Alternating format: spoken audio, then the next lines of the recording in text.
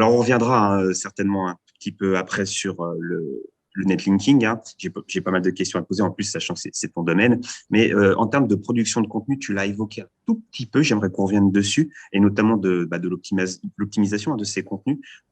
En gros, comment tu procèdes? Est-ce que tu as des techniques Black Hat qui sont favorites pour produire du contenu? On parlait de l'intelligence artificielle, il y a plein de choses qui se font autour de ça. On sait que Google travaille un peu contre tout ça en ce moment, la génération de contenu automatique. Voilà. Comment toi tu procèdes? Alors, mais les techniques qu'on a utilisées en 2021, du coup, sont vraiment en train de dériver toutes vers l'intelligence artificielle. Pourquoi? Parce que malgré tout, c'est ce qui donne un côté. On peut avoir l'automatisation, le côté pas cher et lisible pour l'humain.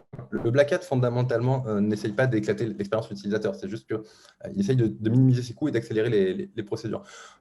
Après, en dehors de ça, les stratégies classiques fonctionnent toujours, mais elles sont un peu plus coûteuses à mettre en œuvre. Typiquement, un spin, enfin, un peu plus coûteux. Donc, il y a spin et spin, quoi. C'est-à-dire, voilà, il y a le spin vite fait et le spin très bien fait. Le spin, ça fonctionne encore bien. Les textes à trous spinés fonctionnent bien, notamment sur les requêtes géolocalisées, comme par exemple pour les devis travaux, c'est quelque chose qui fonctionne encore. Après, il y a autre chose, mais là, on est plus dans un aspect pas légal, c'est-à-dire qu'il y a des gens qui vont faire de la traduction, c'est-à-dire qu'ils vont prendre des sources, traduire plus ou moins automatiquement, mais voilà, on tombe sur quelque chose de pas légal. Après, vous avez aussi la solution de prendre une source étrangère, de la traduire en anglais, de la réécrire avec des outils d'intelligence artificielle de réécriture et ensuite de la retraduire en français, ce qui vous permet d'avoir une couche protectrice.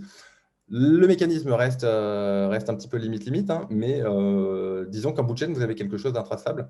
Donc voilà, l'intelligence artificielle est en train de vraiment prendre le pas sur toutes ces méthodes-là, parce que ça évite d'avoir besoin de se cacher. Euh, voilà. Et qui dit meilleure expérience utilisateur, dit aussi meilleur taux de conversion. Voilà,